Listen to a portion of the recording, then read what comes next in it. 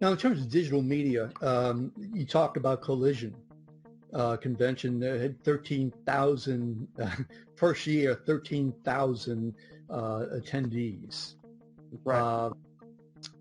What's on the drawing board to expand that? Do you have any idea in terms of how to expand it, or? How about 20,000? Should we do 20,000 this year?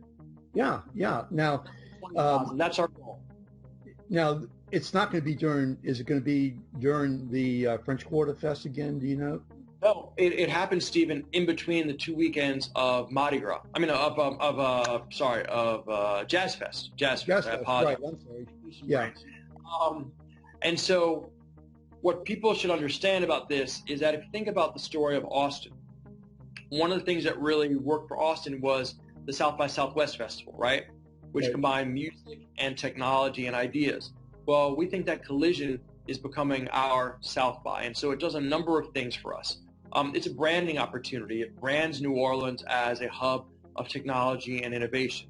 The second thing is that it drives sampling. If we get 20,000 people to the conference this year, how many of them are coming here for the first time? I don't know, at least half, maybe 15,000, right? So there's a sampling opportunity. Then it encourages business development and interaction. So one of the projects I was involved with Collision last year was we had Steve Gleason, who was using his eye scan technology, along with some researchers from Johns Hopkins who do things with motion capture. And we're talking about working with them now on setting up a system so that individuals with ALS, like Steve, will be able to do things like, once again, play with their children, but in virtual reality. And these projects come together because of the focus point, the locus that are created by conventions like Collision. Another convention I'm very excited about is ResCon. ResCon is going to be our global conference on resiliency. We want to be known as the place around the world that is the lead in terms of ideas on how to live and prosper in an ever more volatile world, both man-made and natural volatility. And we think that it's a way of taking our brand, which, let's be honest now, is inextricably linked to the images of Katrina and flooding, and flipping at it and saying the entire world is having issues now with weather volatility and other challenges, up to and including terrorism. And we want to be on the leading edge of how do we manage that productively to make our communities safer and our economy stronger. ResCon, first time around, attracted individuals from over 30 countries around the world, and we expect that number to keep going up as well. Effectively, we're going to become the Davos of resiliency. When is that convention? And that's happening March 7th through 9th over at the Convention Center, who's our partner. Sure. I mean, so with that and Collision, which I spent 3 days at, and I saw the Steve Gleason, the presentation with you and Steve Gleason. Huh? Yeah, absolutely amazing. And I read that there was also a digital media biotech company that has. Why don't you tell us about that? Is that related to Steve Gleason? A digital media biotech company that is. Well, we've had another company that we brought in here called Select Labs over the past year, which is not related to Steve Gleason, but it's one of the software companies we attracted. Quietly, we're amassing a real nice group of software companies. Over the past 2 years, we've had Select Labs, we've had In Exile, one of the most prestigious gaming companies in the world, expand here from Newport Beach, California. High Voltage Software, one of the oldest console makers in the country, expand down here from Chicago. Smashing Boxes, Gameloft, all of them are coming here.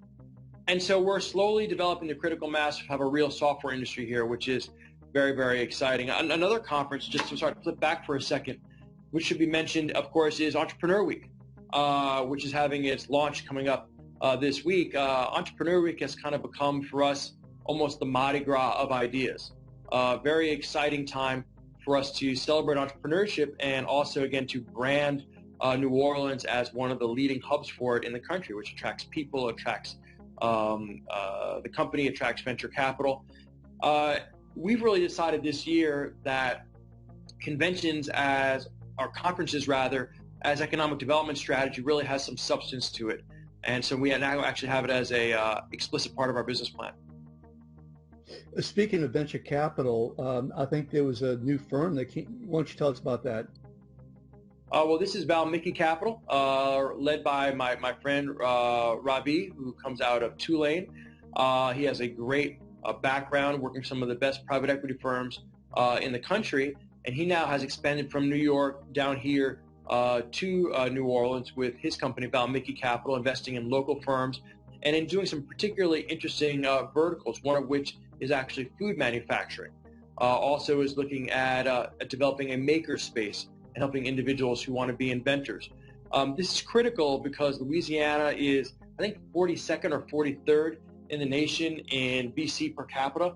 And the challenge with that is that sometimes we have people with great ideas, but to go and get funded, they have to go move to Northern California or New York or Boston, and we lose them. So getting those VC firms to now come here, whether they're guys who have ties from Tulane like Ravi, or it's Jim Coulter from TPG, who's coming down here because he has a connection through Entrepreneur Week. Very important for building out our ecosystem. This is Fred Herman of Fred Herman Law Firm, and I want to say how happy I am to have brought you this edition of Bayou Buzz TV. If we can help you in the future with any of your business plans, please don't hesitate to call us at the Fred Herman Law Firm. Thank you and have a good evening.